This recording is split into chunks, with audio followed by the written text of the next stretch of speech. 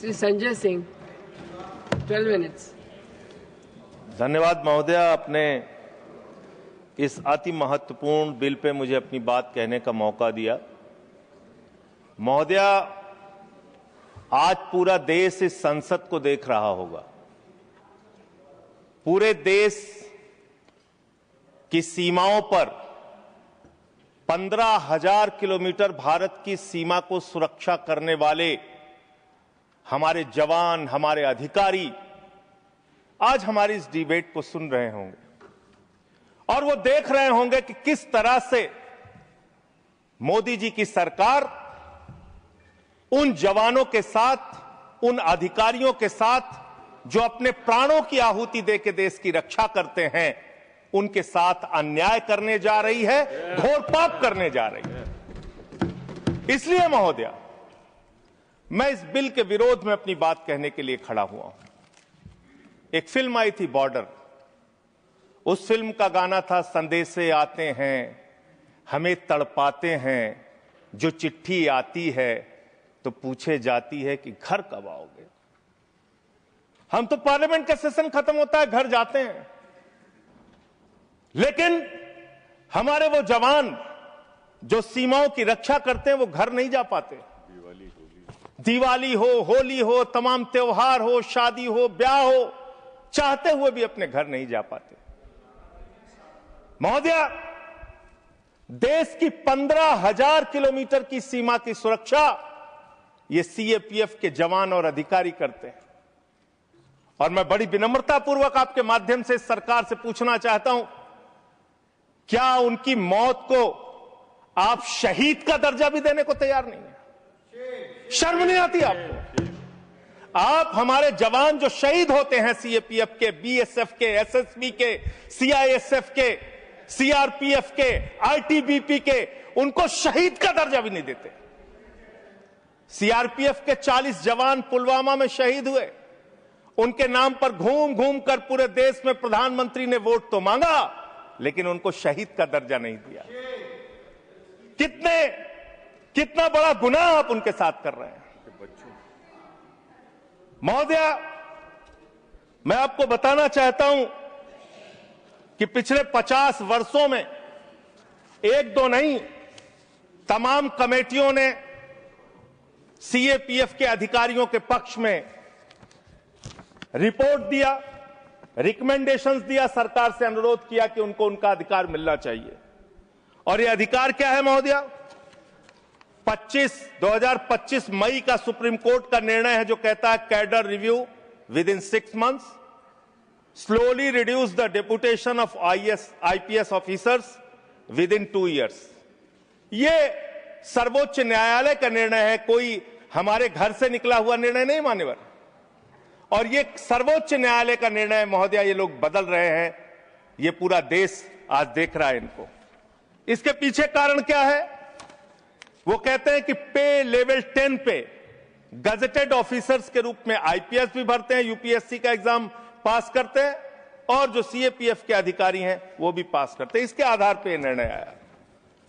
और 6 जो अलग अलग कमेटियों की रिपोर्ट आई, 1970 में एलपी सिंह जो सेक्रेटरी एमएचए थे, उन्होंने कहा finding avenues of promotion for officers of the IPS can not be the overriding objective. It would be very harmful to the morale of the force if in or anxiety to put IPS officers as commandants we were to deny promotion to experienced officers who have worked hard and proved themselves. फिर दूसरी report आई 66 से 77 में KF Rustam जी की first director general BSF. तीसरी report आई V G तानेतकर की 1966 में। फिर चौथी रिपोर्ट आई 2008 में आईएमएम अहमदाबाद की। फिर 5वीं रिपोर्ट आई 2015 में 7th पे कमीशन की। और 2 महत्वपूर्ण रिपोर्ट आई, मुझे लगता है चिदम्बरम साहब यहां नहीं बैठे होंगे, एक चिदम्बरम साहब की कमेटी की रिपोर्ट आई और एक एस्टीमेट कमेटी को चेयर कर रहे थे आपके आदरणीय पुरोधा भारतीय जनता पार्टी के पूर्व अध्यक्ष मुरली मनोहर जोशी जी। उनकी रिपोर्ट थी कि सीएपीएफ के अधिकारियों को प्रमोशन का वैसा ही मौका मिलना चाहिए जैसा कि आईपीएस अधिकारियों को मिलता है। ये मुरली मनोहर जोशी और पी चिदम्बरम जी की रिपोर्ट है। वो गृह मंत्री रह चुके हैं भारत सरकार के। इसके अलावा अब मैं इनकी शहादत के बारे में बताना चाहता हूं। उनकी संख्या जवानों की और अधिकारियों की 11 लाख है। CRPF 3,13,678, BSF 2,92,000, CISF 1,60,000, ITBP 89,000, SSB 97,000। ये इनकी संख्या है पूरे देश में। महोदया, इनकी शहादत जो हुई है आपको जानना चाहिए, पूरे देश को जानना चाहिए कितनी बड़ी शहादत है इनकी। सीआरपीएफ के 62 जवानों ने अब तक अपनी शहादत 62 अधिकारियों ने अब तक अपनी शहादत दी है और सभी रैंक के अधिकारियों और जवानों को मिला दिया जाए तो 2290 अधिकारियों और जवानों ने अपनी शहादत दी है। बीएसएफ के 85 अधिकारियों ने अब तक अपनी शहादत दी है और 2014 सभी रैंक के अधिकारी और जवानों ने अपनी शहादत दी है। सीआईएसएफ के एक अधिकारी ने अपनी शहादत दी है और 126 सभी रैंक के जवान और अधिकारियों ने अब तक अपनी शहादत दी है। आईटीबीपी के 13 अधिकारियों ने अब तक अपनी शहादत दी है और 182 सभी रैंक के अधिकारी और जवानों ने अब तक अपनी शहादत दी है। एसएसबी के 5 अधिकारियों ने अब तक अपनी शहादत दी है और सभी रैंक को मिला लिया जाए तो 51 अधिकारियों ने और जवानों ने अब तक अपनी शहादत दी। वीर गति को प्राप्त हुए, उनको तो शहीद आप मानते भी नहीं हैं।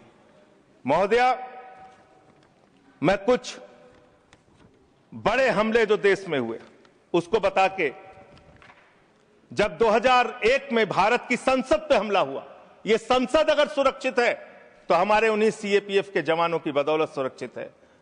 9 जवानों ने अपनी शहादत दी। मुंबई अटैक में 160 जवान और लोग अपनी शहादत दी। कश्मीर में 2014 में 20 जवानों ने अपनी शहादत दी। 2014 में वेस्ट बंगाल के एक्सप्लोजन में 2 जवानों ने अपनी शहादत दी। 2015 में 10 पुलिस फोर्स के लोगों ने अपनी शहादत दी। पठानकोट में 7 जवानों ने अपनी शहादत दी। 2016 में उड़ी अटैक में 19 जवानों ने अपनी शहादत दी। अमरनाथ के अटैक में 7 जवानों ने अपनी शहादत दी।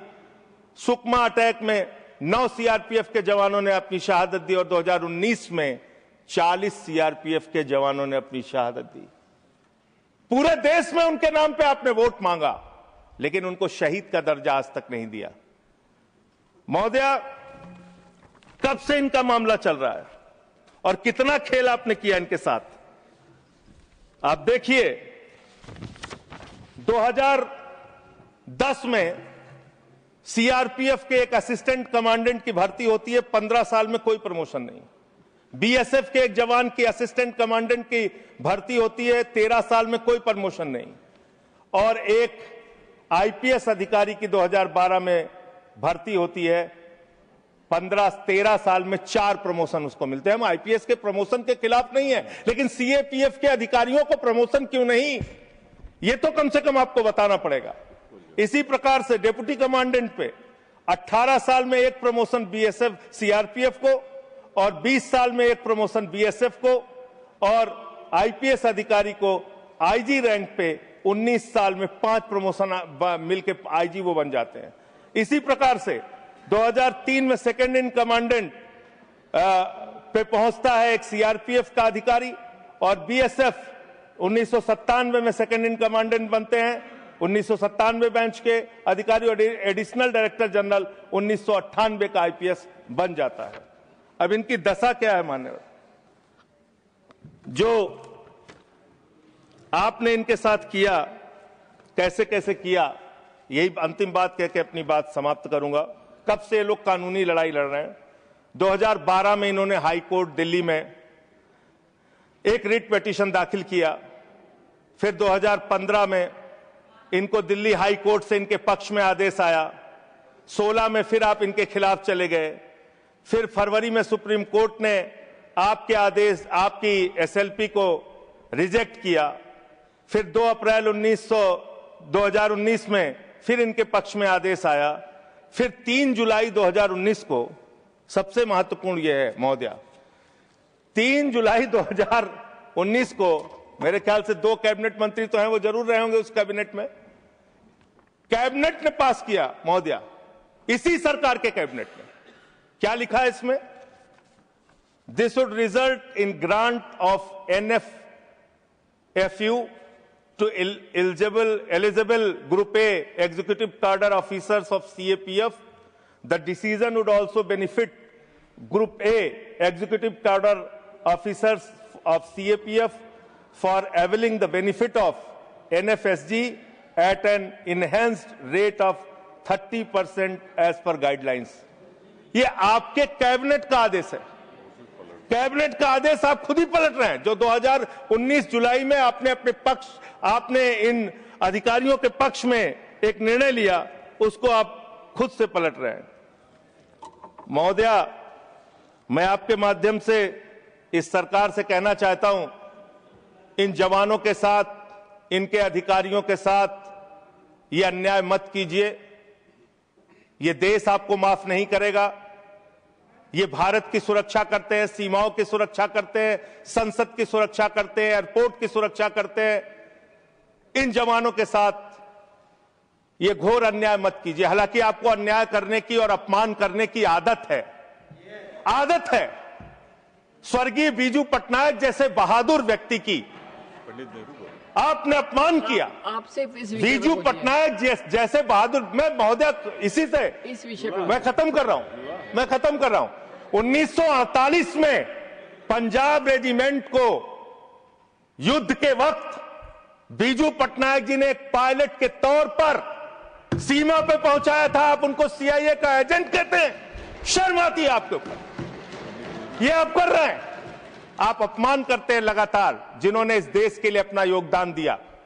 महोदया, मैं आपके माध्यम से बस खत्म कर रहा हूं, 1 मिनट में खत्म कर रहा हूं। महोदया, मैं आपके माध्यम से कहना चाहता हूं, देश पर ध्यान दीजिए, देश के लोगों की चिंता कीजिए। आज जब मैं आ रहा था तो यहां पे पता चला, आप तो कहते हैं ये देश नहीं झुकने दूंगा, ये देश नहीं झुकने दूंगा। आपके लोग पंजाब के, हरियाणा के, राजस्थान के, रूस के अंदर फंसे हुए हैं सैकड़ों दिनों से, और आज तक आप उनको ला नहीं पा रहे हैं। देश की सुरक्षा के बारे में आपको ध्यान नहीं, विदेश नीति के बारे में आपको ध्यान नहीं, आपकी विदेश नीति का कोई अता पता नहीं।